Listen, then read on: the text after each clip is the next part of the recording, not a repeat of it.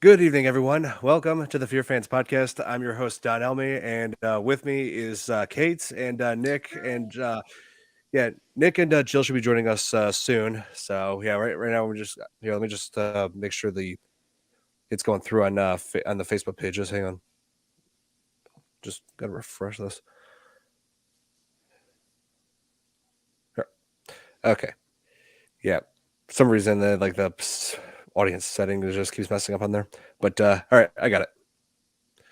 All right. Great. So yeah, we just held it. Oh, here's Angelo. Hey, Angelo, thank you so much for tuning in. Yeah, Angelo's been looking forward to this cake because he's a huge fan of Godzilla. No And way. Oh, oh, Angelo has to make some comments then. oh yeah, same here with Thomas. It seems. Hail to the king. Yes. Yeah, hey Thomas, hey Senti, thank you so much for tuning in. So yeah, this year marks the 70th anniversary of of Godzilla. 1954 is when the first Godzilla movie Gojira was premiered, and this film is not only I was saying this before to everyone. This film is not only just a monster movie to me. It's a film with a powerful metaphor, a powerful message about Yeah. nuclear weapons. Yeah, it really is. I can't believe it's 70 years ago. Um, that's crazy. Oh yeah, 30, and since then 33 films from Japan alone have been made about for the Godzilla franchise, including the newest one, Godzilla minus one, which is arguably, and I never thought I would say this, but it's the best Godzilla movie ever. They actually Oh, finally made a wow. Godzilla. Oh yeah, they finally made a Godzilla movie that's actually superior to the original, and I never thought it could happen. I haven't seen that, but I will definitely put that on my watch list. Definitely need Oh, to see that. it's amazing. Hey Joe, good to Hi. see you. Joe, I want to send you a link if you want to join the show. Yeah, just let me know. Yeah, Gojira 1954, the first ever Godzilla movie with a powerful. Yes, it is, because Godzilla was inspired by the bombings of Hiroshima and Nagasaki at the end of World War II, and so Japan created this movie as a metaphor of nature taking revenge on mankind for the development and use of nuclear weapons. And there's all sorts of there's that theme going all around in this movie, like because the whole premise is that nuclear bomb testing across the Pacific from U.S. military awakened this dinosaur and mutated it into this creature that they call Gojira, which in America would become known as Godzilla. Yeah, very, very true. What? Oh yes, Um, that's right. I should point out, oh. Kate. Angelo has been telling me that Godzilla minus one has yet to be screened in the Philippines, and I still don't get that. It's like if it's reaching so much success here and in Japan, then they should make it international. Yeah, is there a problem with like the translate? Because I know I'm not sure about the Philippines, but lots of countries dub their films. So I don't know if there's like a question of dubbing Well, or well, I mean, it's not dubbed in English here. They put subtitles on English subtitles. So, oh, oh, oh, yeah.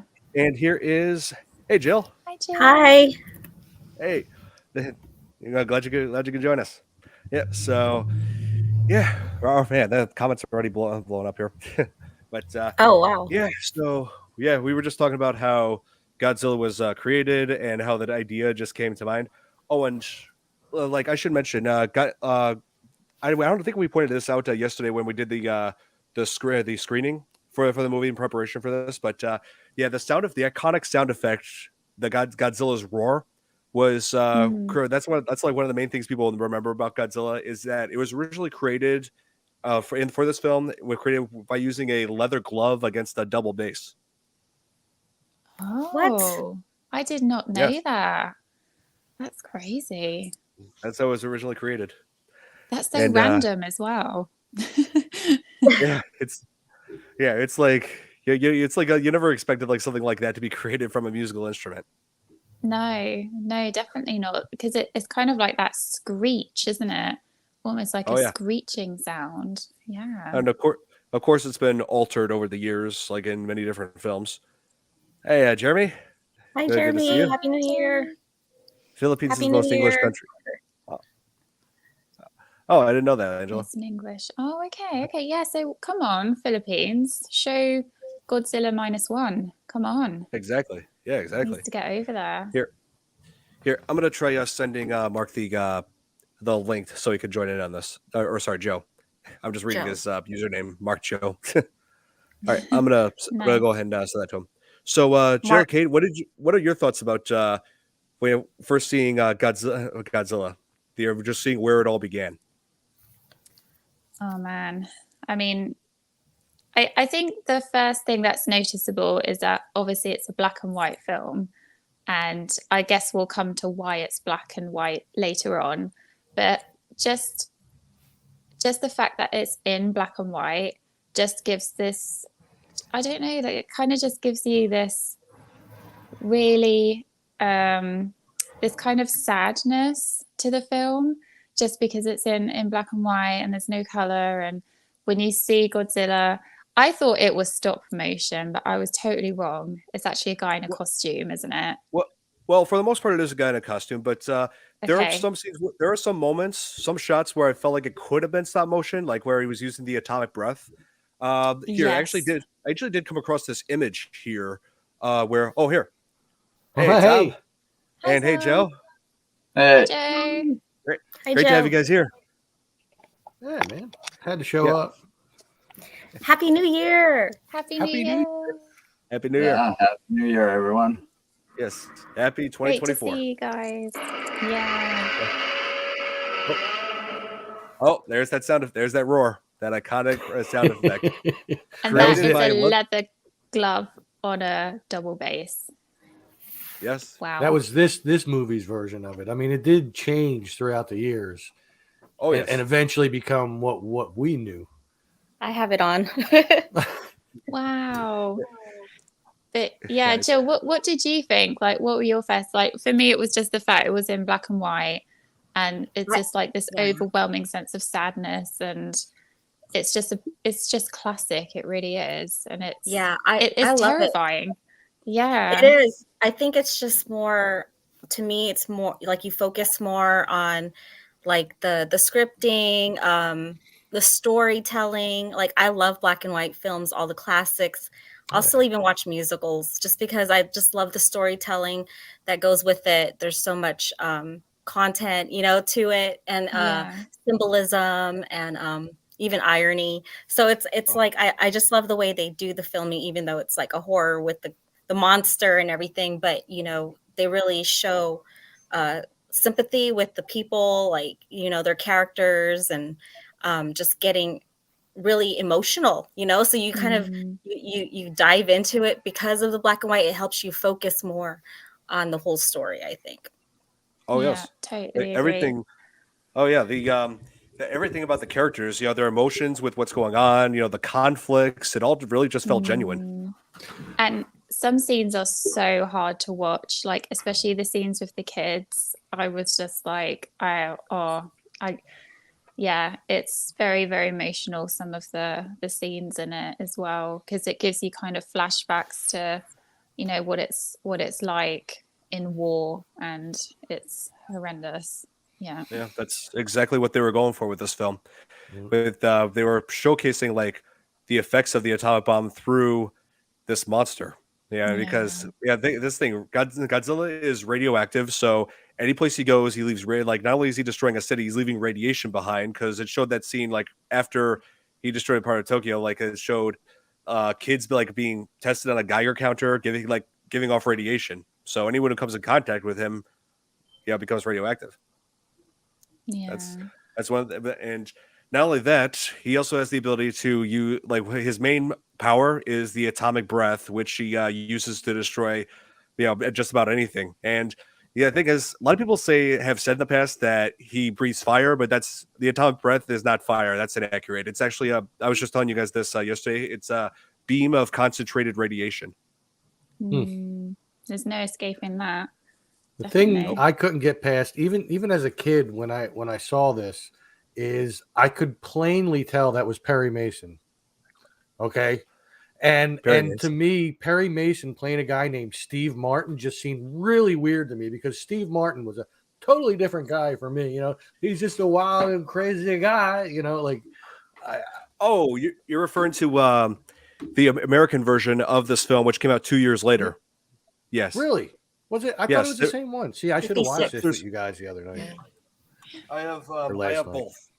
Yeah, see, I have both King of because that's the Monsters? thing. I'm Was sorry. it King of Monsters? Yes, it was called Godzilla King of the Monsters, the American version. I mean, this has both versions. There's the original Japanese version from 1954, and the American version called Godzilla King of the Monsters, released in 1956. Right, and he was like the only Oh. the only non-Japanese person in it, well, non-Asian person in it, pretty much, if I remember correctly. And he actually went on to portray the same character in different Godzilla movies over time. He did in Godzilla 1985. Yes, I remember. Yeah, it's I remember that. Steve And Martin. Cri- Really? Yeah. Well, I Well, don't think they intended the name after that. If Well, you they look, didn't know who he was. yeah, but if you look at movies, that's a common thing over time. You know, Yeah.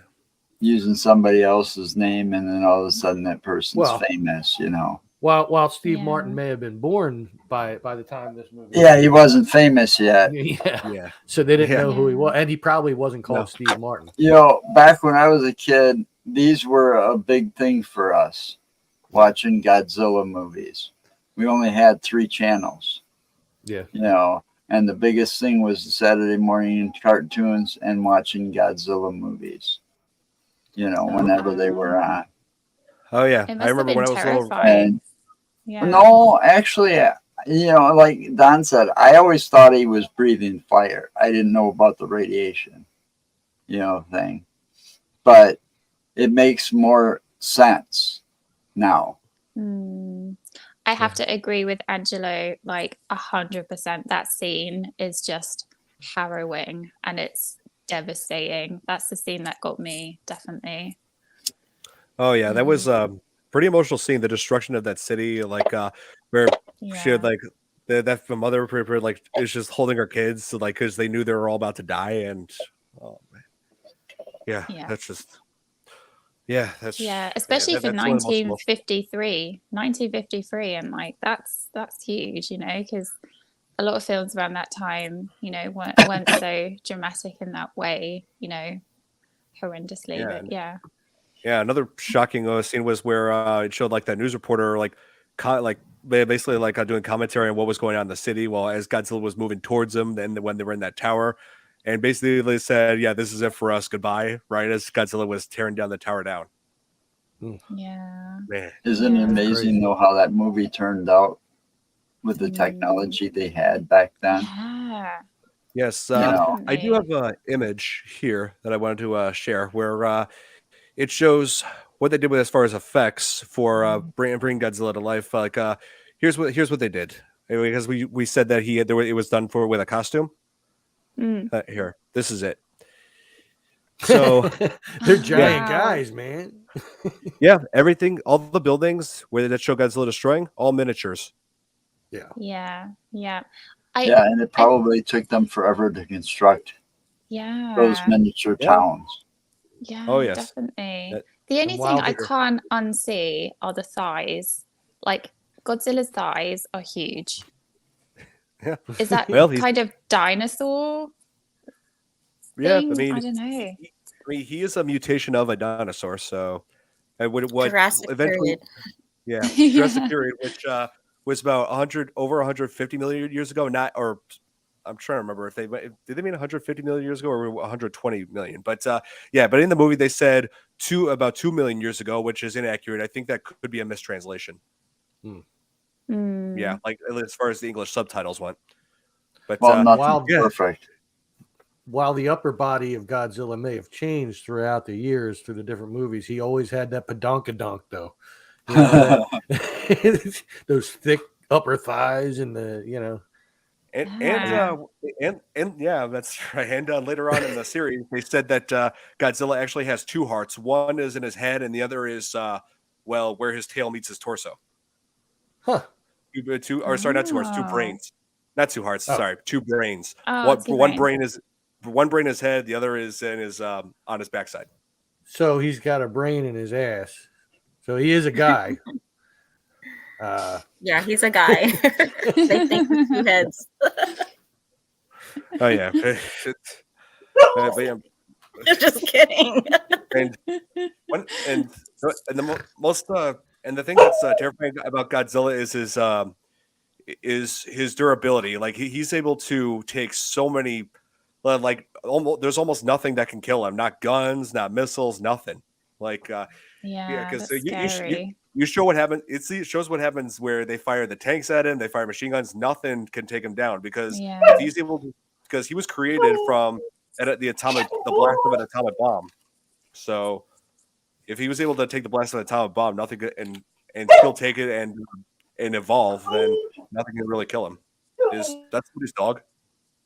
I hope so. Yeah, Joe has dogs. Either that or It's somebody's my in dog. a lot of I'm gonna pain. go try to close the door. Maybe she's out No, there because Mama's got food. No, dude, Aw. that's fine. I was just wondering. That's all. She gets a little loud because she's a husky. Oh, They're I like that. very vocal. Very vocal. Very vocal. They talk a You know, lot. I'm second guessing myself now though. Godzilla could not be a guy What? because did not Godzilla have children at one point? Maybe not the adoptive. first- Well, Oh, adoptive. mainly I think it would be like adoptive children. Like Really? like that's where they're like the same species as him. That's happened before in the series. Because that's where the idea of Godzuki came from for the cartoon that they had in the 80s. Oh wow! Mhm.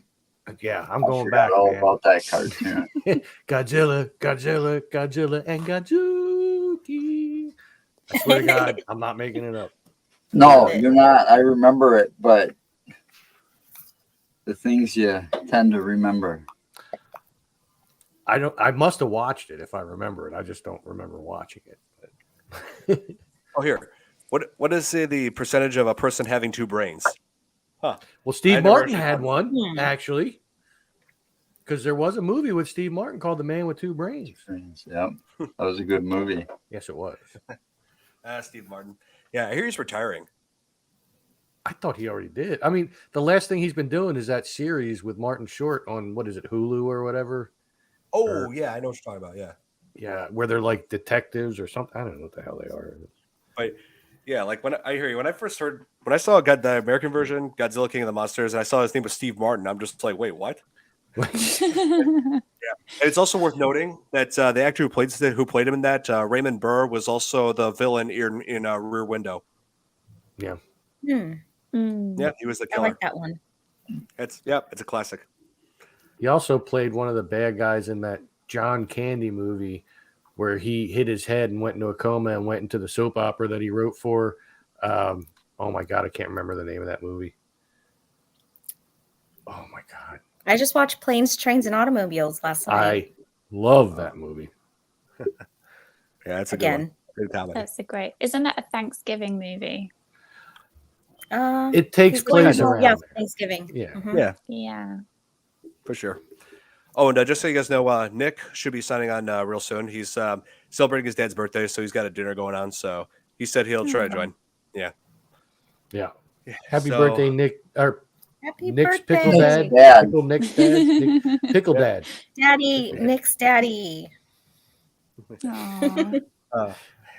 And I just love in the very beginning of Gojira where it just shows like of these ships that are going down that are being hit with a blast. Yeah, it makes you wonder what is causing this. It's like, wow. I mean, It they do makes kind of you- somewhat. Yeah. Go Also, ahead. don't know.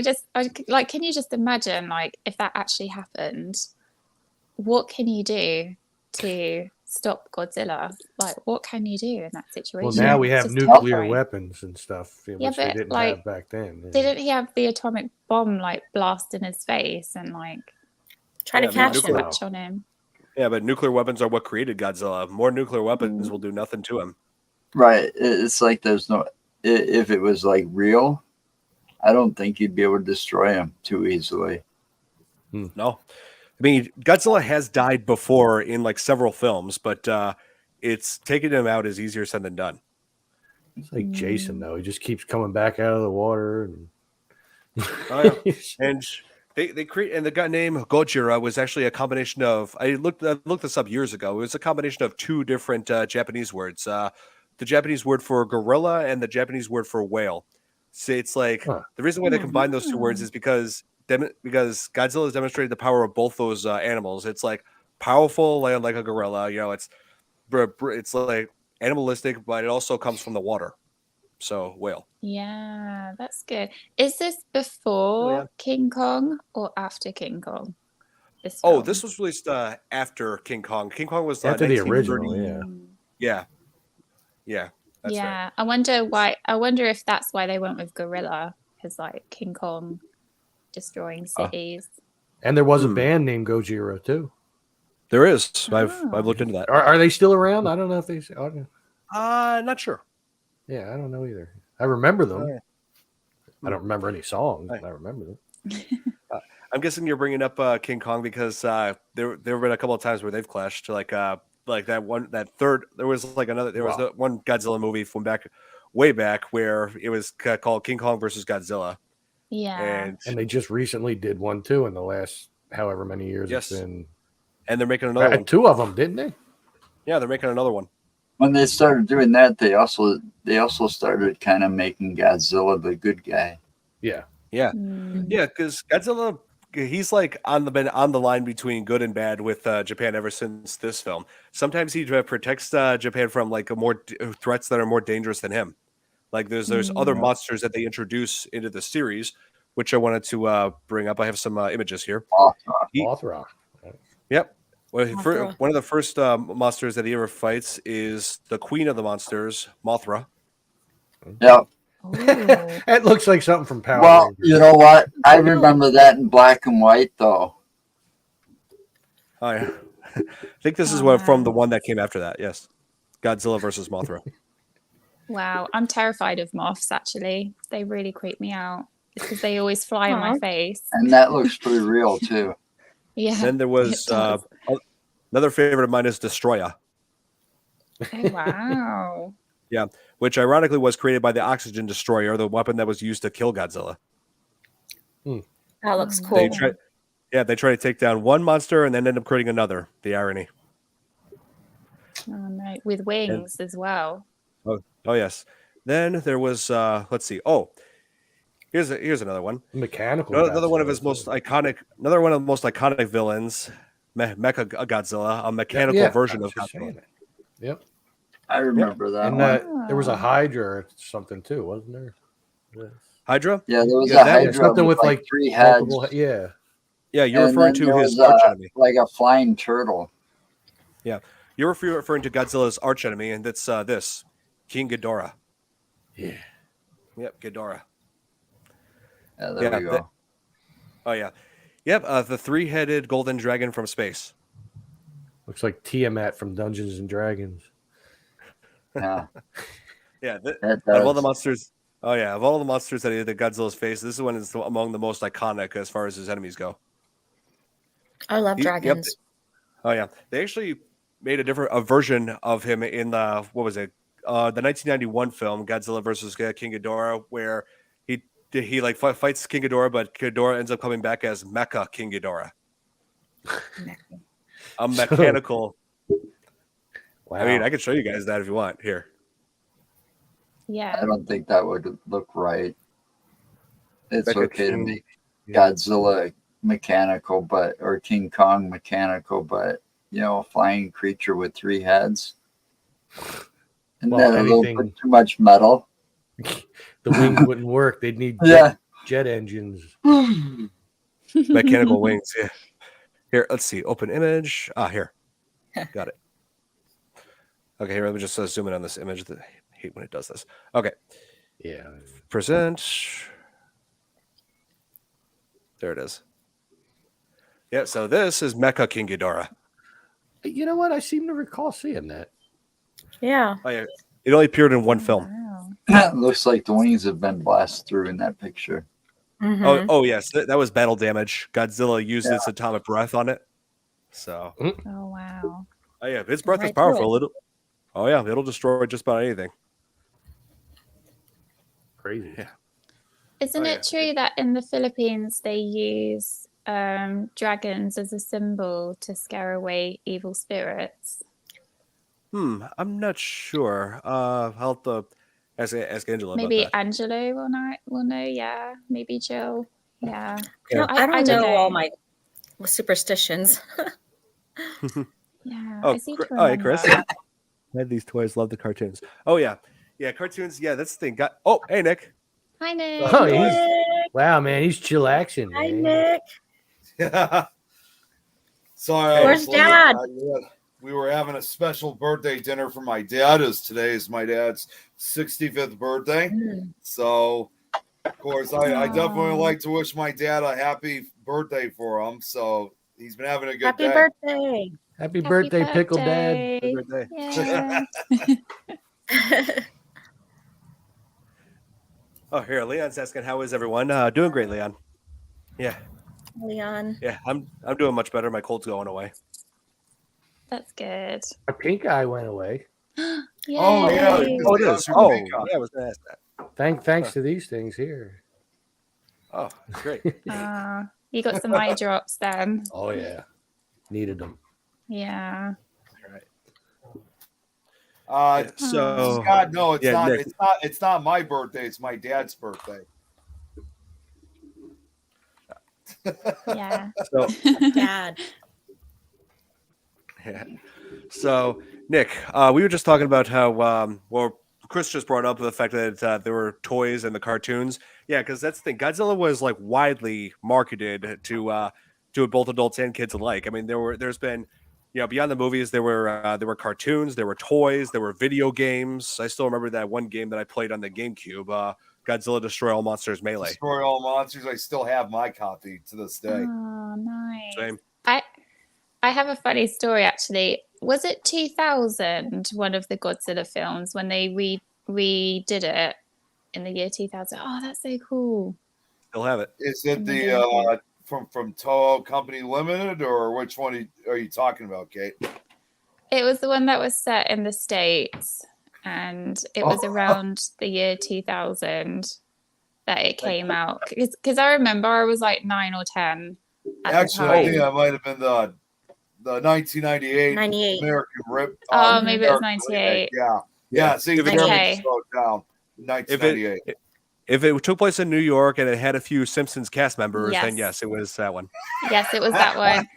And I distinctly remember seeing it, and we went to a KFC, and it was like a really big treat that we went to KFC, and I got the kids' meal, and I got a Godzilla hand puppet thing, and it was it made noises. Does anyone remember that? You know what? I actually The do original remember cartoon. that. I still remember Yeah. that like yesterday. That's That was Godzuki over and Godzilla. 25 years ago. Yeah. Yeah. Yeah, guys, Tom was showed epic. us this. This is the original cartoon. Yep, Yeah, it's Godzilla and Hanna-Barbera. Godzuki. Wow.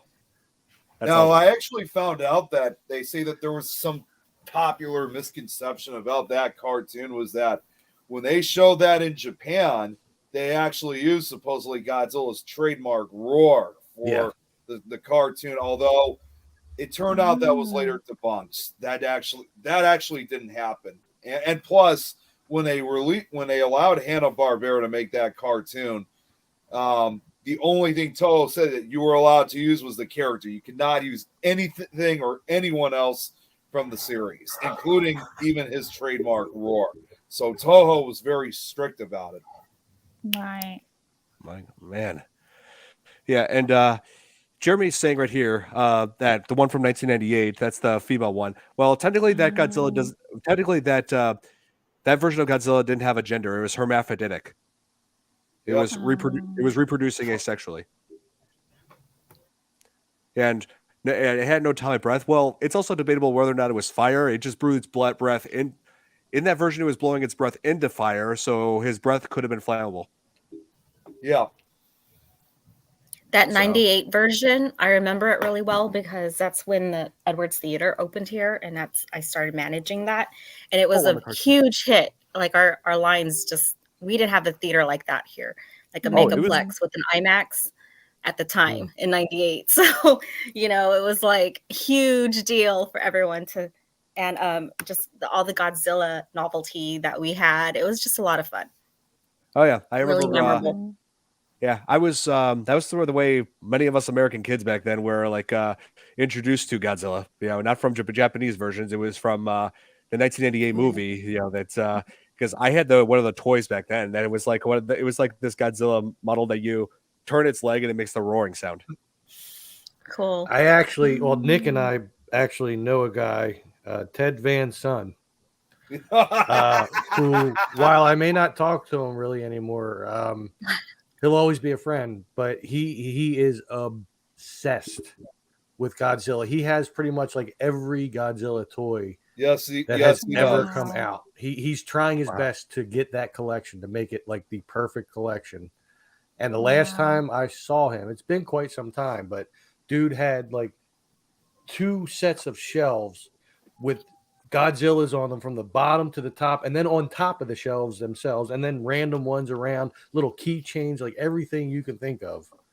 Wow. Even the ones that were like little mechanical ones that would like walk a little and then make the roar, and then the little red stuff would glow at the mouth, and or the one actually had smoke coming out of its mouth. Yeah, but Really?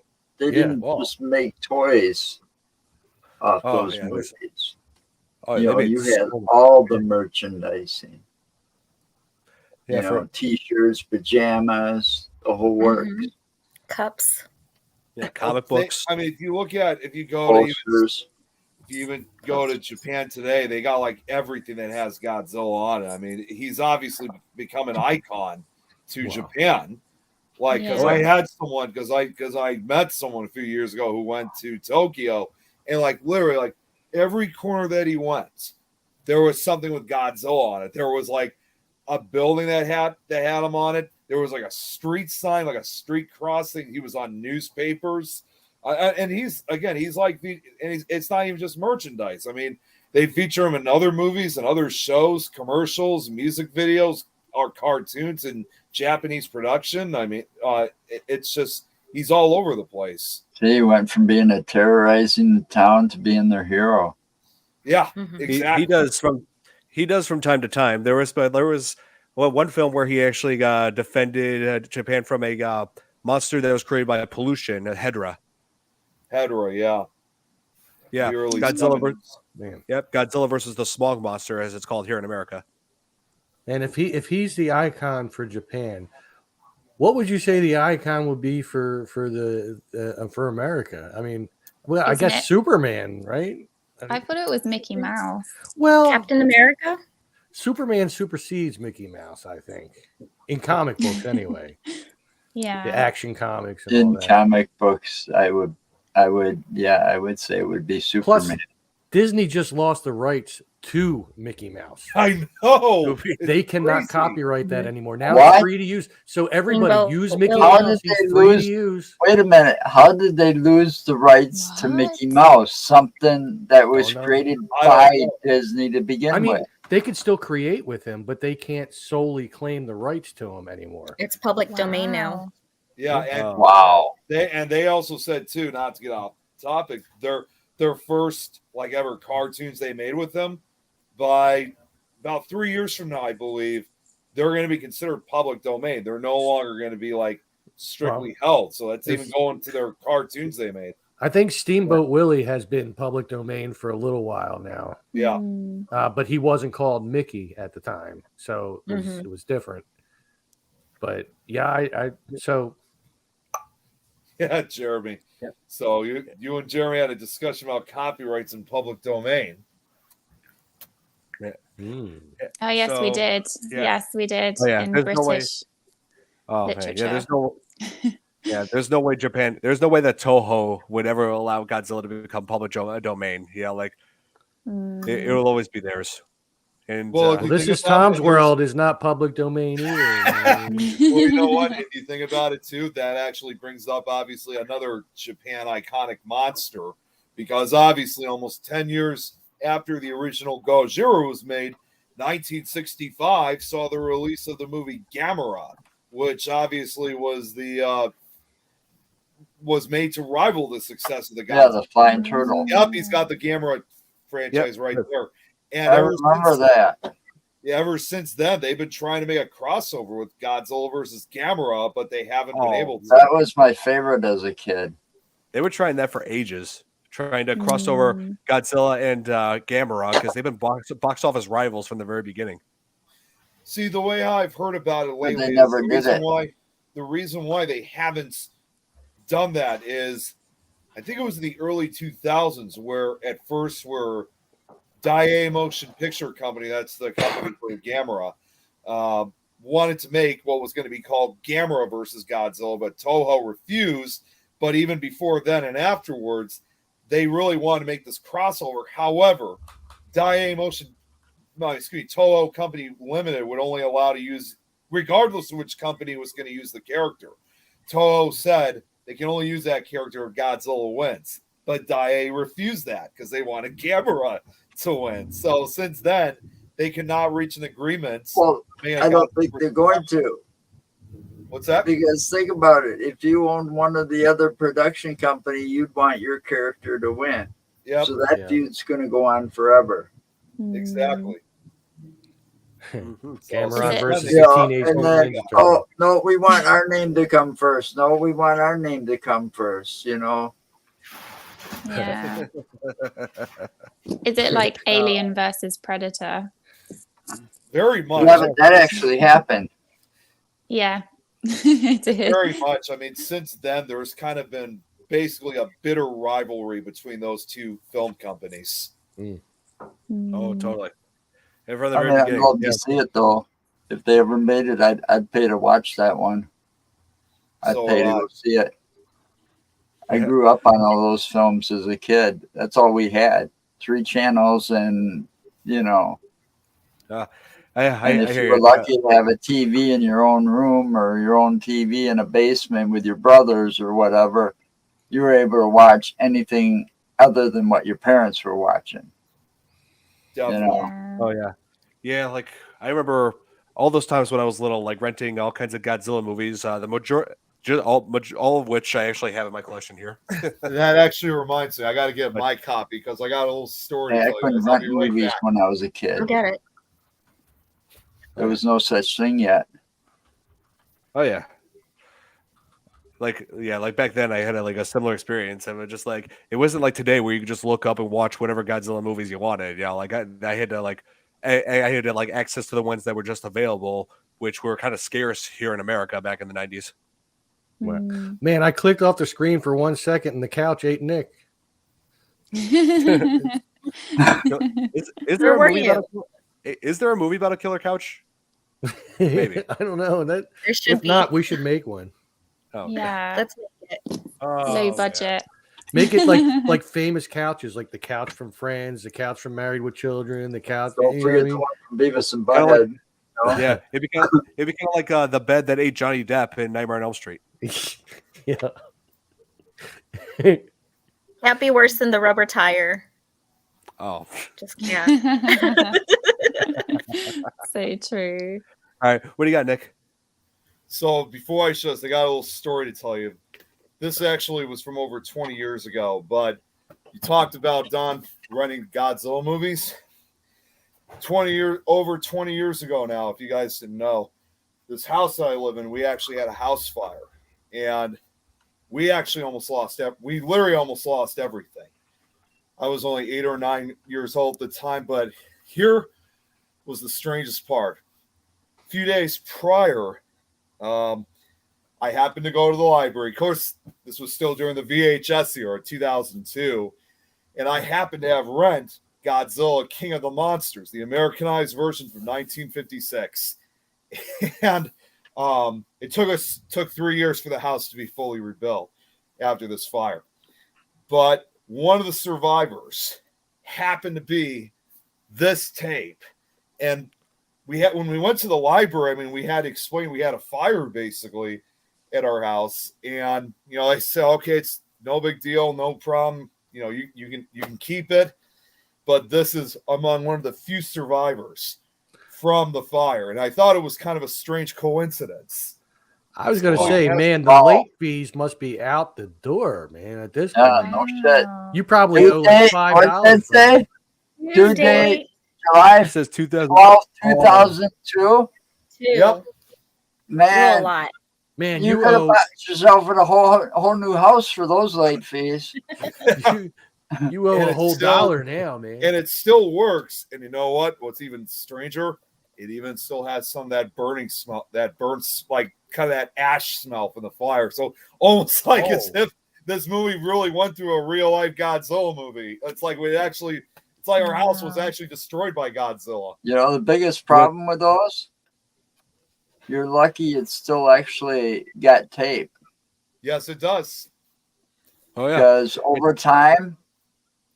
time, I have found, because I owned a video store back when it was all VHS, and I had a good chunk of those VHS movies. But over time, when you pull them out, if they're not in plastic cases like that, and they're in like the original boxes, just slid in the boxes, you pull one out sometimes and you go to play it and it ain't going to play.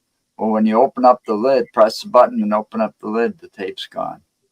I know. It Right. disintegrates over time. There's That's one- why they stopped making VHS. Plus, the more you play them, it's like a cassette tape. The more you play it, the more, you know, especially if it gets eaten or wears thin. something like VCRs used to do. They used to eat the worse the playback's going to be over time. The Right. first You're VHS tape we absolutely ever right. owned I was from a just video discovered this store. also on the. I just discovered this on the front of the tape. Looks like there was a previous stamp to it too. So this kind of indicates how long it's been. Well, there's also a bar in there. There's also a magnetic strip in there somewheres. If it's not under that label, there's a magnetic strip under the lid where the tape is.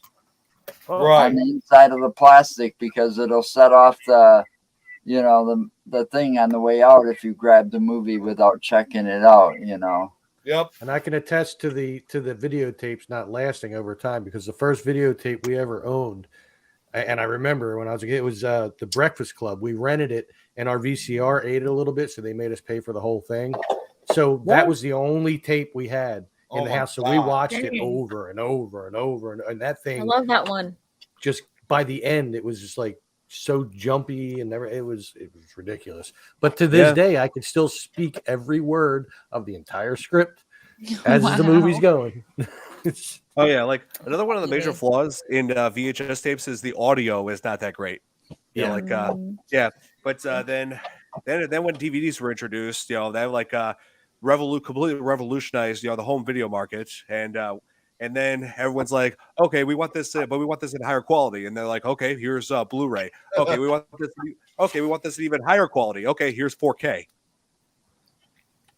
Yeah, I have not. Which- I mean, it's been a while, but I have not tested it lately. But I've been kind of curious to see how the quality would look. I mean, I'm sure obviously it's a lot different than what it was when I got it back in Here's one for 2002. you. But it's always worth a shot at one of these days. We still have a VCR.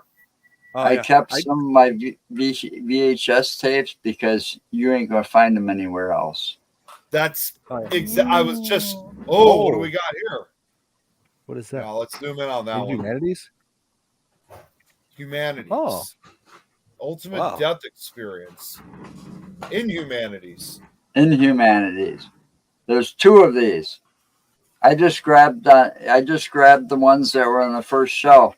Basically, this has got live footage of mutilation, dismemberment, point blank assassinations, So it's like black Faces of Death. magic, voodoo, and bizarre rituals, human sacrifices, and unthinkable scenes of torture and mayhem. Jeez. And Oh my goodness. if you look at the bottom, right down here, there's a big warning label. They're on. Wow. Oh, Warning. It's a little blurry on yours. It looks like it says warning. Nom Warning. nom nom nom. Oh, wait. Not to be faint-hearted, this film contains shocking scenes of graphic violence. Yep. Mhm. Okay, Oh. we can see it now. Wow. Yep. I've never heard of that video before. I have There's 4 one called, VHS tapes. this is Inhumanities 1, and there's another one called Inhumanities 2. These were actually from my video store that I owned. Wow. Wow. I took some of the videos with me. I Now think this collection's not even open. Well, this one's not even open. The other one is, but you'll recognize this one right away. Faces of Oh, Death Faces too. of Death too. The one that was completely fake. you know. And then there's the original. Yes. With the band in 46 countries. Yep. Yeah. I remember that. Of death. I think I have 4 tapes here, and that's all I have. I've got Matrix, all. Wayne's I've got World, all 5 of the. I've got all 5 of the Faces of Death, plus the 6th one that tells you how some of them were faked and staged.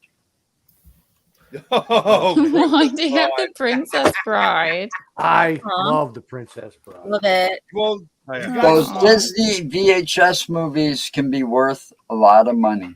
Oh, my mom has them all. Especially if you got the Little Mermaid with the penis one. Yeah. Yep. Yeah, we got it. My sisters had that, and so I wanted to mention one thing. Wanted to mention more about the message about Godzilla, like saying about as far as nuclear weapons. They actually not only do they use Godzilla for that, but there was also one character who invented something that ended up destroying Godzilla in the end. Dr. Sarazawa, when he created the oxygen destroyer. Now that also adds on to the whole movie's message about the dangers of introducing nuclear weapons, because it's like when you see Dr. Sarazawa, how he has invented a weapon that may be as dangerous, if not worse, than the atomic bomb, the oxygen destroyer, which destroys the oxygen in the water and completely disintegrates living things in the water. And he was afraid that this would be used as a weapon that would end up being the end of mankind, which is exactly the same way that J. Robert Oppenheimer felt after his creation and demonstration of the atomic bomb. Yeah, there's a lot of parallels there, isn't there? It's always it's that popular theory, and I think we've been seeing it time and time again. Where and of course, it's something that not just occurs in movies; it obviously occurs in real life, where we invent something that that more or less not really benefit humanity, but in a way to kind of benefit, especially war or something like that. But the scary part is, once everyone discovers, they all want a piece of the cake afterwards. They all wanted that, and that's when they could use it to their advantage. And, like I said last night, as a result, that could wipe out the entire human race or even the planet itself. And that's the scary part when it comes to, new inventions, like in this case in Gojira with the oxygen destroyer. Yes.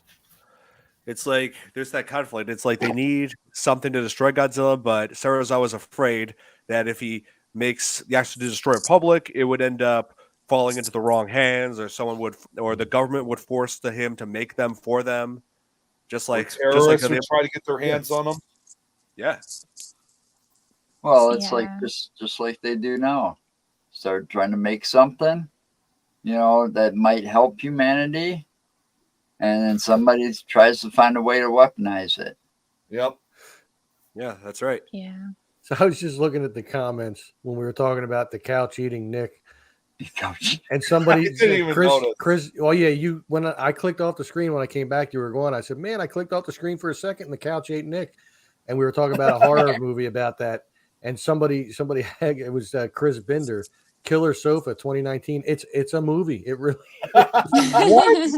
All I can think of is that opening Simpsons skit when all the couches come to life. Yeah, then they just start chasing them. Power Rangers could take him. Oh, Power Rangers could take the Godzilla. Oh, with the Megazord. Oh, wow, maybe. Yeah. So I don't know about that. I don't know about that. Could. I don't know. Has the Megazord gone against a radioactive monster?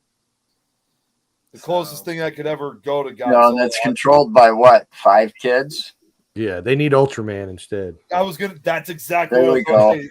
The closest one I could take is something else I forgot Ultraman. about. Yeah. And another conflict that I noticed in Gojira is where, Mikasa, where she's like trying to keep like her promise to not tell people about what about Sarazawa's weapon, the oxygen destroyer, and also her father is like a scientist who was like fascinated by Godzilla and wanted to figure out why Godzilla exists. He's against wanting to kill him right away, and like all of this. Both of these questions are like resolved when Night time. when they see the devastation of what Godzilla had done to Tokyo, and they said, you know what, Godzilla needs to die, and then Serizawa said, okay, I'll use the oxygen destroyer to kill it. Yeah. So what I and like in the about end- what I like about the scientists in that movie, and it's something that you often don't see very often, actually, because when they were talking about that press conference first, is they immediately, when they didn't know, I mean, it was one of the few times where not just him, but even the community itself realized that this was not something, that was known to them. If you look in movies like from North America and Europe, and if that's the case over there, they'll often think, well, there's got to be some type of scientific explanation for it. They'll be very skeptical about it. But if you look like through Japan and some of the other Asian countries, it's like they don't deny it. It's like they accept what it is immediately, but they just can't figure out exactly what it is. That's what I find interesting. Yeah, but you got the scientists also wrestling with their morals too. Yeah, And you don't have that in a lot of the American films either. you don't. You got mad scientists. It's like kill them. I'm not going to be concerned of the consequences. And here it's like, well, do we kill it or do we want to study it more and see what its purpose is here? Man, when I hear mad scientist, you would think the first person I would think of would be Rick, but it's not. It's not. The first person I think of for some reason is the dude from Reanimator. Oh, Oh. That's a good movie. Reanimator. that is. It is a great movie. One of the best H.P. Lovecraft based works. I think Frankenstein.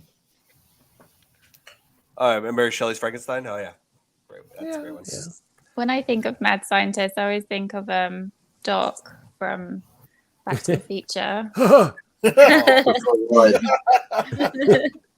Great He's a good one. God.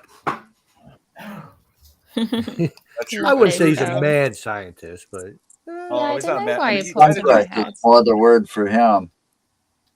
nutty. He Eccentric. could be a nutty professor. Well, it's still interesting in the case with Gojira, though, is that there is no mad scientist involved. I mean, it is kind of like a scientific creation, but without the mad scientist in this case.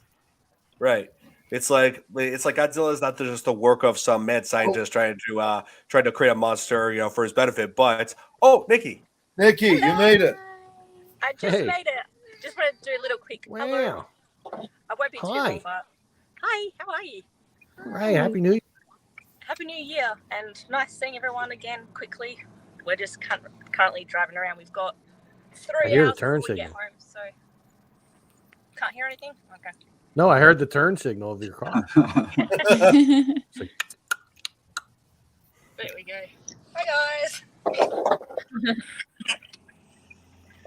Boy, it looks nicer there than it is here. Wow. There's hubby. hello. It Oh, God, definitely he's driving on the wrong side of the car. Yeah, You no. were getting that. It's like that over there, too. Oh, Yep. And there's Peanut. Hi.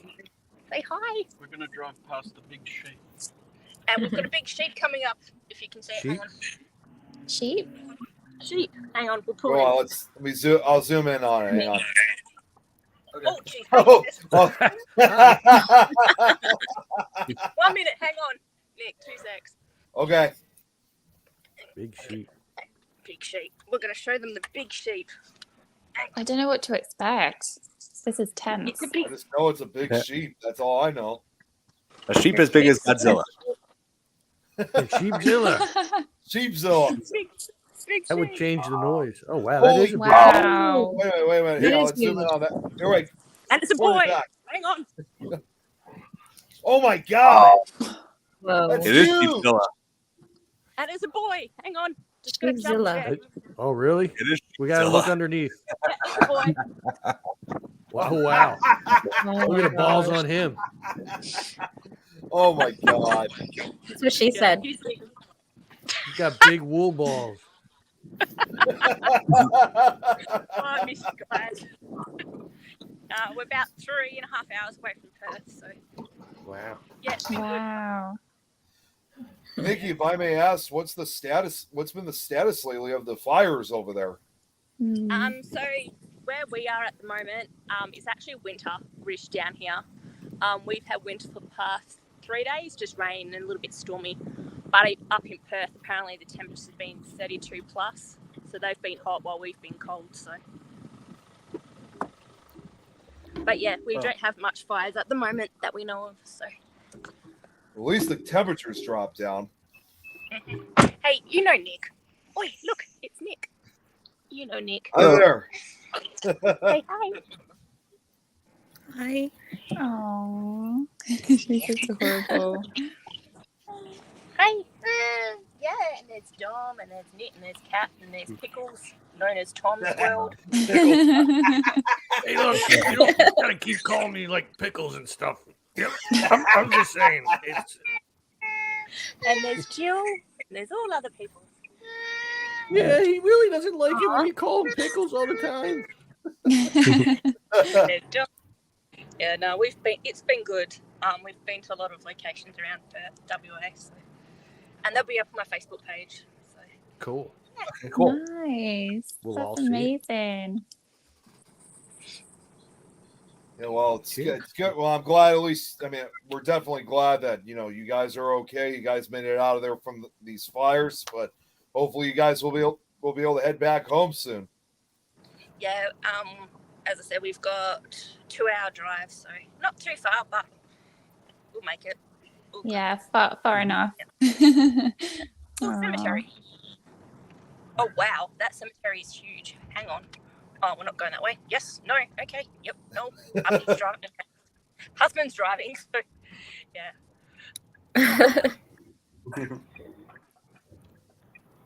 God, it's hot. And congratulations, Nick, on being an aunt. Cool again. Oh, thank you. Yeah, my niece was just here earlier again today because as you probably saw earlier, today's my dad's birthday, so my sister decided to drop her off so for a brief period so she could spend basically his birthday time with her now grandfather. So it was fun for the two of them. Very cute. That's nice. Awesome. All they really did actually was just really watch TV together. That's all my dad wanted to do today. Did he watch Godzilla? No, he's actually been watching Fargo lately. He's been I love that one. Good movie. Oh, wow. No, No, not the movie. the TV series? show. Oh, the TV show. Yeah. I'm on it. I'm hooked on it. All right. Leon says Thank you, congratulations, John. Nick. Thank you. Yeah, nice. Yeah, Nikki. Glad everything's going well with you. Yeah, we're doing well. Yeah. I'm looking toward being back from holidays soon, so be able to join you guys properly again. So. Oh, Nikki. I want to let you know this. If you do plan, are you planning on coming back to this next week? I think she said next week. Probably Next week? next week if I can. If Okay. I can't, it'll probably be the 1st of February. Oh, Because I school gotcha. doesn't go back until then. So, yeah, just with because- Vera being around and stuff, I don't think it'd be suitable to be on. But yeah, I'll try next week. Okay, because next week I already have a movie in mind. I'm planning on covering Dawn of the Dead. Oh wow, awesome. The original or the remake? Original. Oh yeah. Well, I mean, Has either to be way, it's original. cool. Either one. It's Yeah, a yeah. legendary film. Either one's good. That's why I have both. I think Oh, that's good. Tom Savini did do the original, didn't he? No, George both. A. Romero did. No, Oh. no. I mean the makeup in the original and Yeah. all that. Mm. Oh, yeah. Because Well, he the was supposed to original- be in the original Night of the Living Dead, but then he got drafted and had to go away. Yep. So Yeah. when he came back, he worked on every movie with him after that. That's right. Oh, that's cool. Could we also throw in Shaun of the Dead as well? So we can do like all three. Oh my God! That's definitely on the list. That's definitely on You the got list. red Okay, on you. cool. Sorry, You say that got red again, on Tom. you. I love it. I love Shaun of the Dead. Can't go It's so wrong with funny. Shaun So of the good. Dead. Me too. Yeah, it's great. Simon Pegg. Oh yeah. Well, the Yeah. combination of Puppies and those two zombies. were those two, both of those actors in Shaun of the Dead. Simon They went on, Pegg they did a and, bunch of movies together, and they are Yeah. always They great did. together. Simon Pegg and Nick Frost. Yes. Nick They Frost. also they also appeared. They also appeared as zombies briefly in one scene of Land of the Dead. Really. Oh, they really Oh. did. You know, it would have been even better if he had the white shirt on with the little bit of red on the pocket.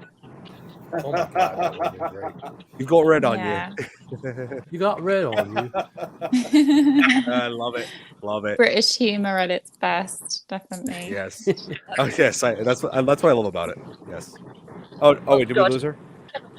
Oh, No, we're good. Oh yeah, you just went out for a Just second. Yeah. Just overtaking a truck at the moment, so. I got you. Yeah, but yeah, so yeah, like Godzilla has like such a powerful message that even is still relevant to this day. You know, as far as the use of weapons that could lead to dire, like some serious consequences for us and Yeah. Earth itself. Yeah. I mean, Yeah. It's yeah, I mean, terrifying, really. It's so deep, the message, just, yeah. What can be seen as the power is actually destruction. Yep, Only thing about that's it, basically too, what I mean, Oppenheimer like, feels.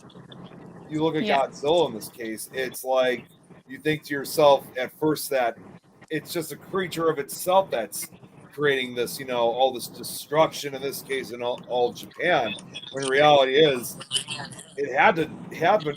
It had to, of course, not necessarily have been created by man, but had been brought up to the surface. So in the end, even though Godzilla is often referred to as like a force of nature, in the end, it's kind of more of a man-made result because,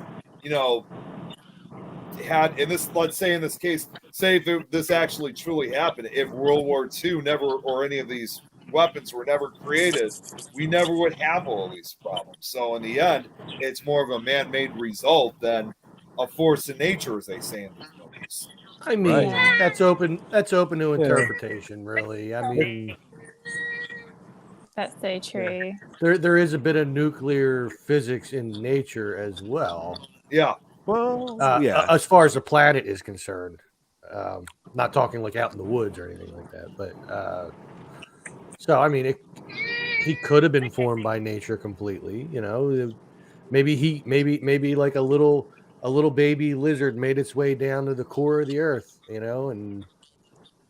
and made it just far enough down where it didn't get burned, but it got enough like radiation and stuff and mutated into Godzilla. Who I was knows? going to say the radiation could have also helped it too, because they do say in some versions that the reason why Gojira in this case was so malevolent in the original film was that not only was he formed of nuclear radiation, but the atomic bomb testings apparently had also killed several other members of his species. And that's another reason why he's malevolent, is that he's more or less kind of taking revenge on the human race for killing his kind, if you will, the last survivors. Yeah, True. That's true. Which would explain why there'd be a second Godzilla in the very next movie, which is, well, he wasn't called Godzilla at first, but he was called Gigantus the Fire Monster, but later became known as Godzilla Raids Again. Yep. And then, which introduces the first of many monsters that Godzilla becomes associated with or goes to war against. The first monster that Godzilla encounters is would become known as Anguirus. That's right. And here's an interesting fact about this movie. Yes, it's the last Godzilla movie they made in black and white, but it's also, to date, the only Godzilla movie in which every time Godzilla breathes, his dorsal fins do not glow when he breathes his atomic breaths. That's the only one where his dorsal fins or his spines don't glow when he fires his atomic breath. Well, didn't they change it up a little bit each time though? Like little details here and there. Yeah, they did. At first, they didn't. I guess they didn't really bother with doing it. Yeah. But then, as time went by and more films were made, they kind of played around with it. I mean, granted, there were a chunk of films of Godzilla made in a small period of time back in the day, where he did not really change it. What the hell is that? Anguirus. The Anus? very first, yeah, It looks Anguirus. like the Hodag. Kind of Yeah. does. Yeah, I mean, Anguirus is the very first monster that Godzilla fights. What did he kick him across? Just I he mean, just kind Yeah, of looks like- like he'd be about as big as his foot. It's like an angry Sonic the Hedgehog. There you go. I like it that. looks- An angry Sonic. Teenage Mutant Hedgehog. oh yeah, Yeah, but, that was his first ever monster he fought. and eventually they become allies. So, and up until Godzilla versus Mecha Godzilla, where Anguirus lost a fight against Mecha Godzilla. Can I ask, how do they become allies? Because do they even speak the same language or? It's implied that they do. Yes. Okay. They use that actually in and it seems kind of childish, but they actually did something like that in the movie Godzilla versus Gigan. Oh, we just lost Nikki. Yeah, and they use like I make absorbed all her into my body. they make all these noises where it's like they're basically speaking. In Japan, they actually use speech bubbles, like when they're speaking, but it's sometimes a little bit hard to hear because it almost sounds like a record like scratch when they're talking. It's kind of hard to tell, but that's obvious that that's their way of understanding their language. With Tom, because we were talking about Sonic, on the water level where he has to like suck in the bubble to stay alive. Like I just imagined it with Tom going like with the bubble. Nikki just got back. She said the connection just went away. Oh, Yeah, they are driving through the country, so yeah, like They are. connections bound to go in and out. So They made Yeah. a creature similar to that. Just to it's kind of like a what do you call it? They made it up and made stories about it to create tourism to the town, and they like called a it cash the cow. Hodag. They called it the Hodag. It's in Rhinelander, Yep. Wisconsin. That's And it is a very screwed up, messed up looking beast. Brad. Brad. Oh, dear. Brad's here. But Yep. over time, because the story's gotten told so much and people actually believe in this thing, but the town record says we developed this to boost tourism. That's what it was. That's the whole story behind this. But people say, oh, I saw it in the woods over here. I saw it in the woods over there. So now people actually believe that the thing exists. This sounds like a job for This Is Tom's World.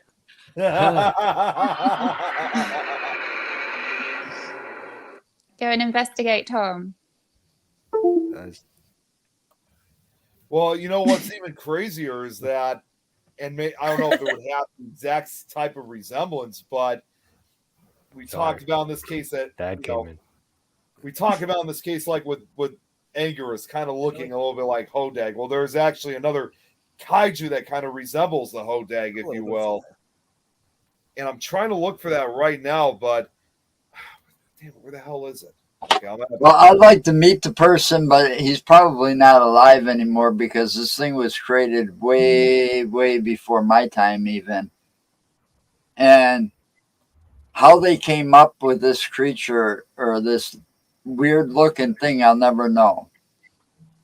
I think it was in the 1890s, I believe. Now they got a big statue. They do. seen it. That right in the smack middle or something of Rhinelander downtown. Is it as scary as Mr. Blobby? They even have a festival once a year called the Wow. Hodag Festival. That's right. They do. Yeah. Oh, here Billy is saying, how do you compare this with King of the Monsters, the original American version?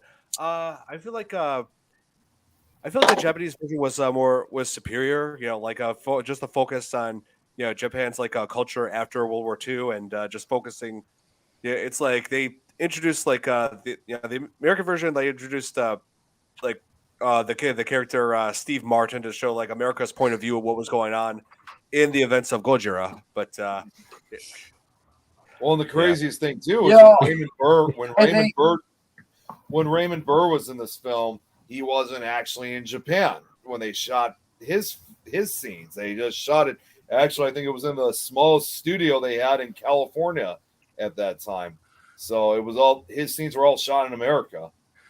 well, I think a lot of things done in Japan, like the animation and the movies and the video games, they're all superior. Perfect example, Super Mario 3. I remember buying that at Woolworths. Now, back when that came out, I had some connections in the video game industry, and I got my hands on I had to get a special adapter to play it in my Nintendo, but I got my hands on the Japanese version of Super Mario 3. oh, Okay. Wow. I wonder, did they have all the Now- same little secrets in there? Like, No, you know, the the white secrets blocks were all where you bend the on secrets were all the same. them? Okay, here's the catch. They figured we didn't know how to play games very well, so they made it a little easier. Okay. Well, Now you get that. If anybody remembers Mario 3, eventually you could become Raccoon Mario. You get hit once, you go down to being Big Mario. You get hit again, you go down to being Little Mario. You get hit again, you're dead. Okay. right. It was the same with all the costumes, the frog. Right. the But statue thing. that's how the American game went. In the Japanese version, you get hit once as Raccoon Mario, you're down to Little Mario. Oh, You get hit That's again, and interesting. you're dead. wahoo! I've seen that. Two strikes, So, and you're out. Here, Billy has a couple of questions for us. Billy's addressing you, Tom. Did you buy Super Mario Brothers 3 because of the Wizard, the movie? No, I Okay, was because- already hooked on Super Mario Brothers from when I first got my original NES set. It was actually the one that came with the power pad. So it came with the track and field game, and it also came with the Mario Brothers / Duck Hunt game. But it didn't come with the gun, which is weird. But yeah, I know I had to buy the gun separate. But from that moment, I was hooked on Mario Brothers. Super Mario 2 I was like, it was different. I mean, I liked it better as time went on. But Super Mario Brothers 3, I was psyched about because I saw. I by that point I subscribed to Nintendo Power, so I already knew about it before it came out, and I saw all the screen grabs, and I was like, I gotta play this game. This looks awesome. I had like a subscription to Nintendo Power. Yep, I still have them somewhere in the house here, like all the issues I got. And man, did I get in trouble for calling the gameplay counselors as much as I did? Woo! When you got stuck on a game, you called the gameplay counselors, and it cost like so much for the first minute, so much for every additional minute, and I'd have them on there for like a half hour, 45 minutes. Gosh. Wow. I got grounded from using the phone a few times. Okay, this is a question to everybody. Everybody's asking, have you seen Godzilla -1 yet? I have. I actually have. I haven't. I haven't Not seen yet. it. Wanting to. And you guys should definitely see it because I mentioned this earlier in the podcast. I'm thinking, I never thought in 1,000 making a Godzilla movie that's better than this one. Godzilla -1 is definitely the best Godzilla movie I've ever seen. I often wonder what a director, original Gojira director Shiro Honda would think if he was still alive today to see what this film was, and also even Raymond Burr himself, because they were. If you look at both the Japanese and American side, they were basically the pioneers for Godzilla. Well, I think they'd be proud. They probably would. And interesting fact, too, because Kate, you brought up before about the one from 1998. There was an interview of Raymond Burr, which sadly was a year before he passed away in 1993, where he said, even right to his death, he actually was trying to get the rights to make an American Godzilla version of his own, because reason why is he said even after 40 something year, after almost 40 years after the Americanized version came out, he said he always liked Godzilla. So he had been trying to make he had been trying to make an American film version of Godzilla ever since long before the 1998 one was ever made. So if anyone should be given the American credit of trying to bring Godzilla to American theaters, even though it never came to fruition because he passed away, I would still give Raymond Burr that credits. Because he is one wild and crazy guy. Okay, Brad, again with this. Martin. Again with this, Brad. Because you know what, Brad, there actually is one movie that upsets me even more than Jaws the Revenge. So the remake of Nightmare on Elm Street. No, worse. Nope, there's something worse. It's a movie made by the notoriously bad filmmaker Uwe Boll, and it's what? House of the Dead. That was a good game, though. Yeah, the game is good. The movie is horrible. That game was on Dreamcast. Yeah. Well, here's how I'll explain this. You know, Nick, years ago, when I had that cold virus, and it caused me to have a ruptured eardrum. You were there when this happened, Nick. Yeah, I was there. I remember that. Yep. I was lying in agony, and then I found out that I had temporarily lost for a few months, like 10% of my hearing. And the reason why I bring this up is because sitting through House of the Dead is even worse than that. So don't watch it. Would have been better to watch it during that time where you lost the hearing. Yeah. House of the Dead is worse than eardrum rupture. Yeah, well. That's really I would argue that the remake of Nightmare on Elm Street is still just as bad. I'm saying.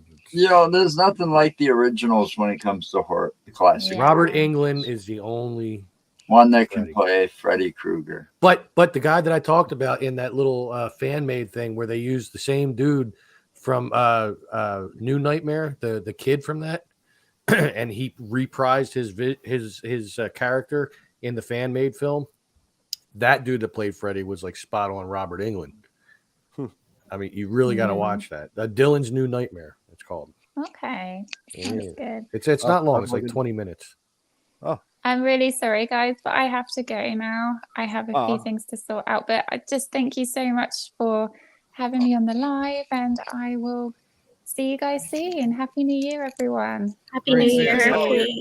It's always a good care. Thank you so much. So, yeah, speak to you soon, guys. See ya. Okay. So I just uncovered another interesting fact for Gojira, and I don't know if you guys have known this, but they supposedly said the costume for Gojira, it stands out from all the other costumes that they use. So like in the later films, most of the time Godzilla was charcoal black, even though he's always described as green. Yeah. Although he doesn't truly appear green until Godzilla 2000, although even the poster still showed him green.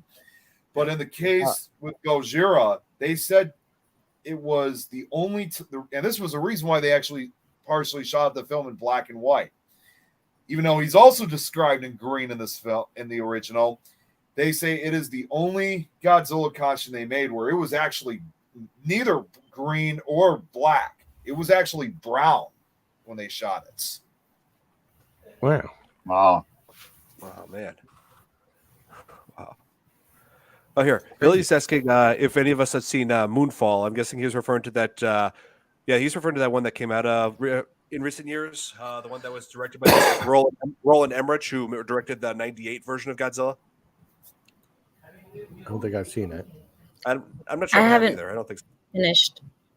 I haven't finished watching it. I think it's a fairly new movie. It is. Yeah. Wait. Kevin Bacon as Freddy? Huh. What? Yeah, No. I heard that. No. Yeah, you didn't hear about that. Yeah. I don't want to hear about that. Wow. I mean, I like Kevin Bacon. Don't get me wrong. He's a great actor. I loved him in so many movies, and that one TV show he did where he played like the detective, and he was going after the guy that thought he was like Edgar Allan Poe or whatever. But oh yeah, no. oh yeah, That reminds me of a joke that I always made about Hollow Man. That scene where she's like where Linda's like setting Kevin Bacon on fire when he was invisible, and I'm just thinking, looks like she prefers bacon extra crispy. That's right. That's funny. Yeah, like I liked did that. him in. Go ahead. What? No, you go ahead. It's all right. Oh, I like Kevin Bacon in Stir of Echoes because that was creepy. That was a good movie. Yeah. The sequel, not so much, but the original was a good movie. Yeah, the original. But the sequel didn't have Kevin Bacon in it, so. Well, Kevin Bacon, he's done a lot of great work. I liked him in Footloose. I liked him in Tremors. I was thinking you were going to say Tremors. Yeah, Tremors. Well, Tremors. He needs to reprise his role in Tremors. They need to make a new Tremors and have him in it. They almost did. I mean, there was a trailer for it, but it didn't go further than that, which he was disappointed in because he always wanted to reprise his role as Val after all this time. That's a great character. Yeah. He's always wanted to go back to it. Yeah, Tremors is a great franchise. I mean, the first one is obviously the best out of all of them. Yeah, I mean, I've mentioned it before. I did enjoy the one where they went back in time to like the Western time, and Michael Gross was in it. Yeah, the fourth. I guess as his ancestor. Yeah, yes, that wasn't bad either. I like that one. It was great. Oh, one point that I did want to bring up. Kevin Bacon was in Friday the 13th original, what Scott just said. Yes, I wanted to bring this up. The end. I wanted to bring up the ending of Gojira because, it had a pretty tragic ending. Like, it's where they finally defeat Godzilla, but it was also Serizawa gave up his life so that way he could there would be no knowledge. His knowledge of the oxygen destroyer would be completely gone. No one would be able to create it. So, that sacrifice that he made for the future of mankind, that was just wow. So sad. It was. Well, it's like what I said earlier. I was saying last night when we were watching is that even though he sacrificed his own life, to save humankind, you could again, with everyone being there, you could also see the scientists and some others actually were mourning over Godzilla himself because they still didn't believe that he should be executed, if you will. So in the end, there were no winners. Many people died as a result of him. And now they as the human race had to take a life of, in this case, what they originally would have believed would have been the last of its species that pretty much was here first before humans got there. So it was quite a tragedy on both sides. I have a question. Right. What do you think Godzilla being just like the film of it, but like what do you think it's representing for the film, the monster?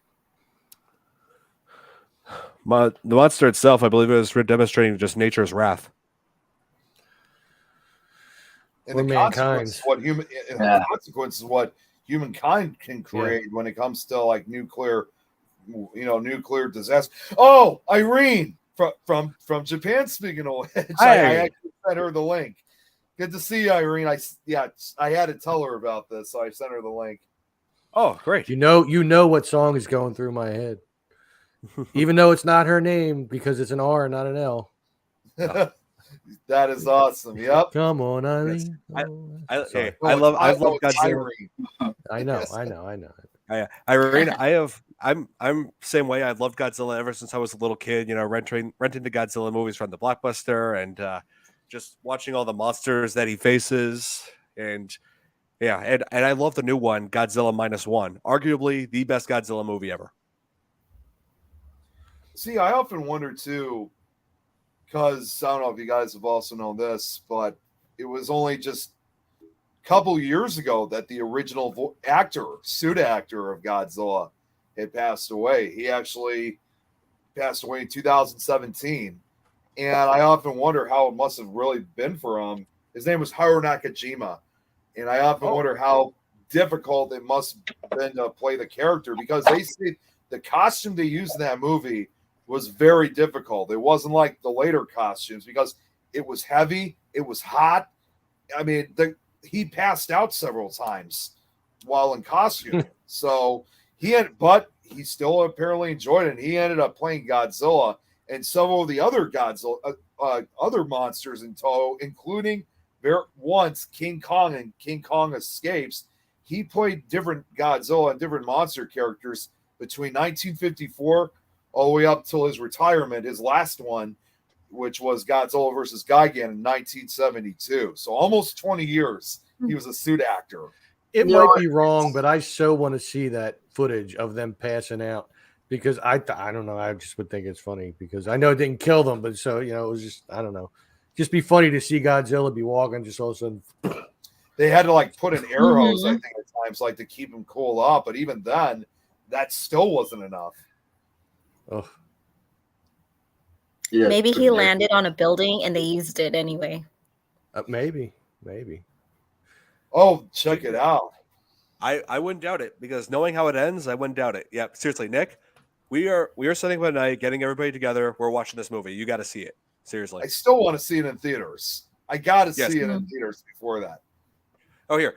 I wanted to get to this question. To answer this, Billy, I have not yet because I don't have Apple TV Plus, but I will get on that soon.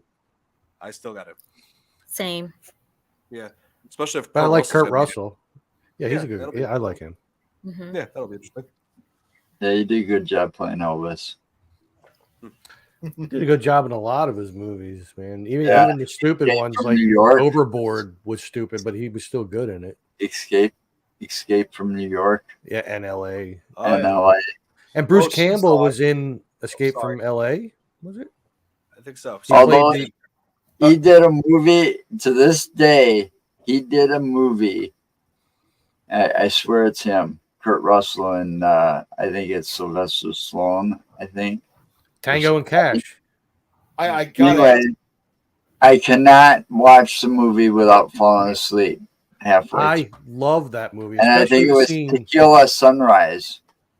Especially the scene where they're in the shower and they're arguing back and forth in the prison, and then Stallone's like, "Yeah, well, I don't know," and he said, "Yeah, well, you don't know." Shit. Oh yeah, Tango and Cash. That one was awesome. No, it was Tequila Sunrise. This is the one they kept falling asleep through. Sylvester. I don't remember who that right offhand. Here, hey Nick, Billy's asking this. Did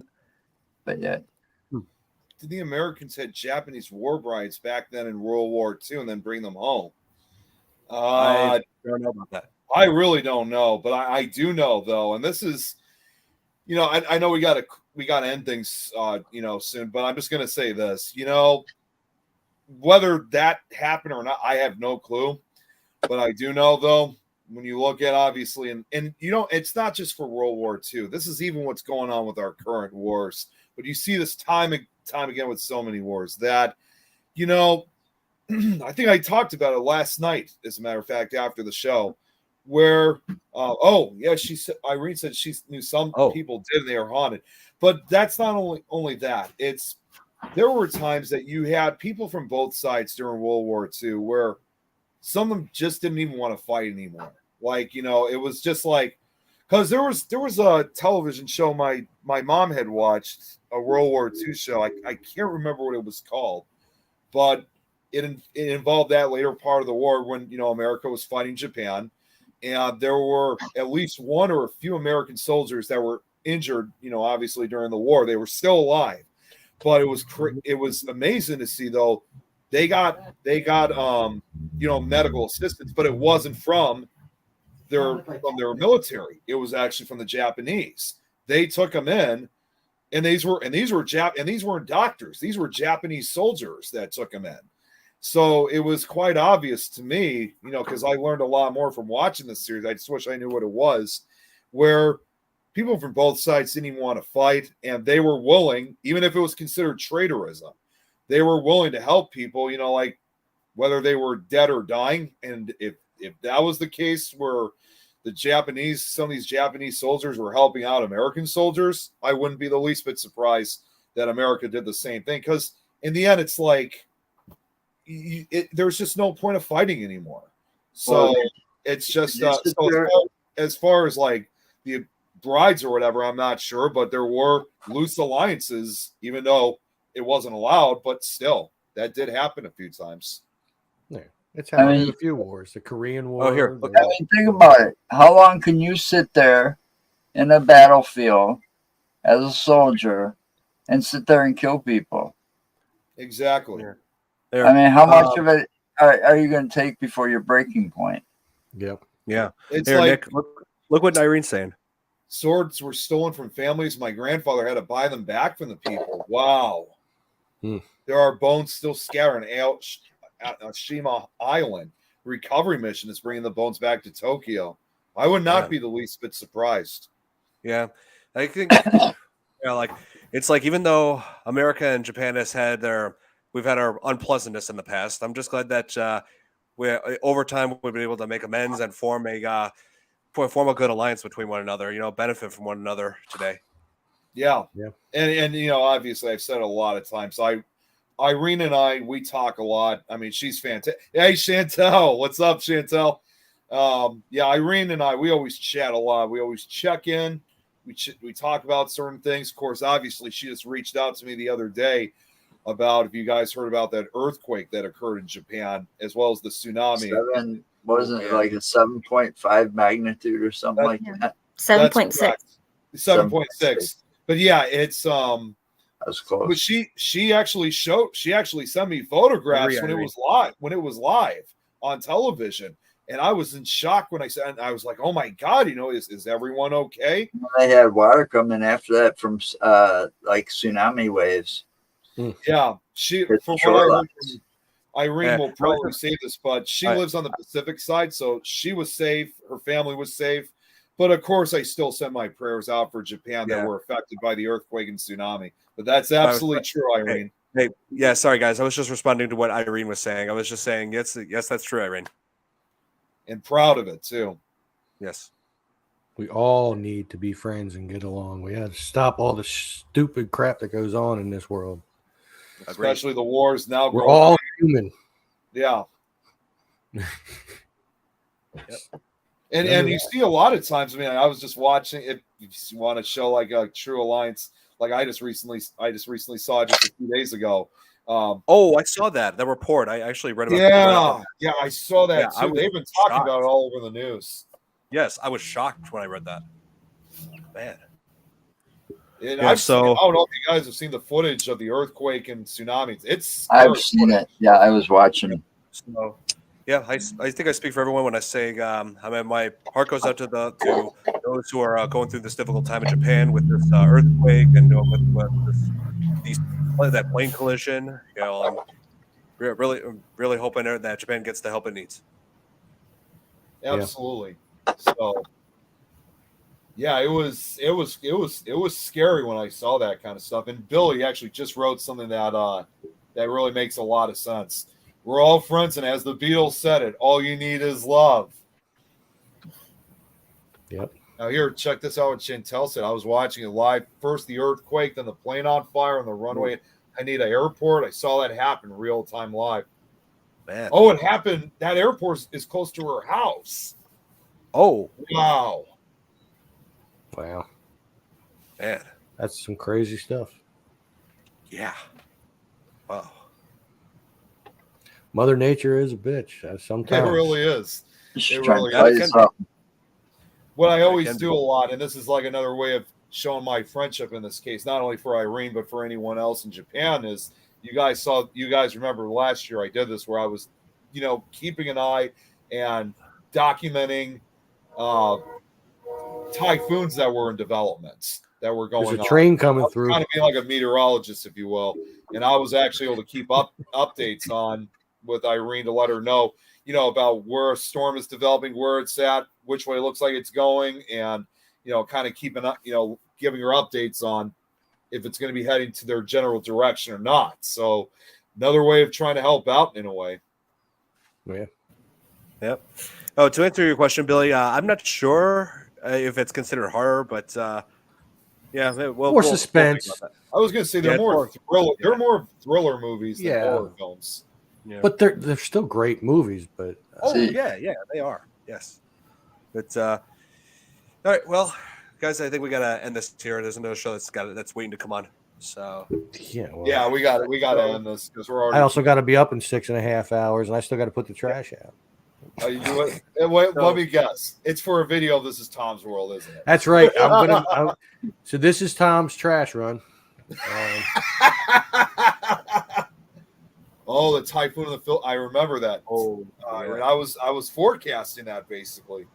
Wow. Yeah, but I have a buddy of mine who was on here earlier, Angelo. He's from the Philippines, so he's mentioned that. I got a few people in the Philippines too. A few paranormal investigators that live in the Philippines.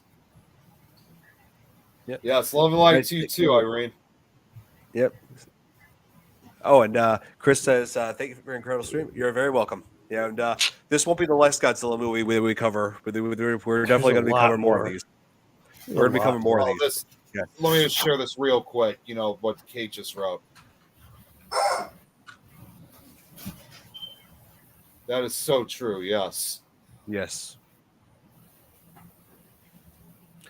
Yeah. So yeah, my prayers go out to Japan during this difficult time.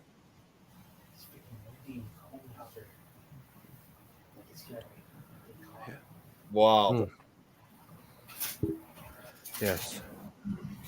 But overall, though, I mean, just to kind of, end things. I mean, like you always say, Don. I mean, you look at something like Godzilla. I mean, that will continue on for as long as movies are made. I mean, that is Godzilla. No in this doubt. case, true legend. I mean, now you see from where we are now to where he first started.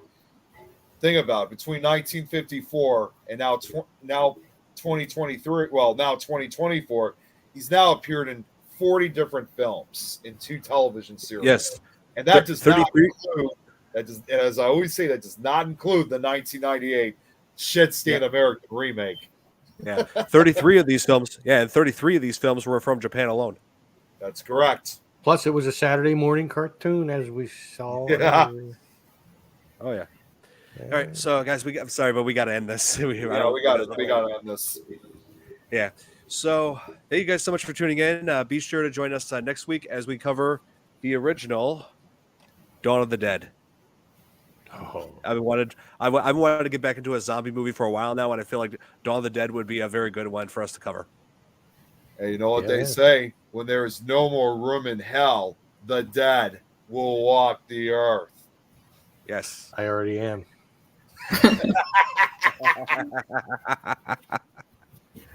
Oh man. Oh wait.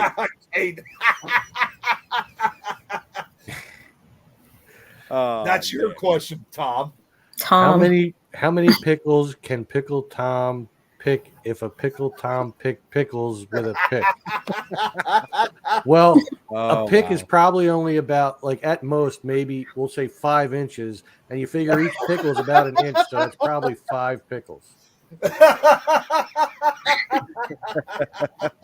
Maybe 6 if they squish. That's what she said. Oh, wow. Yeah. So thank you guys for tuning in, and we'll see you guys next week. Good night. Good night, everyone. Night.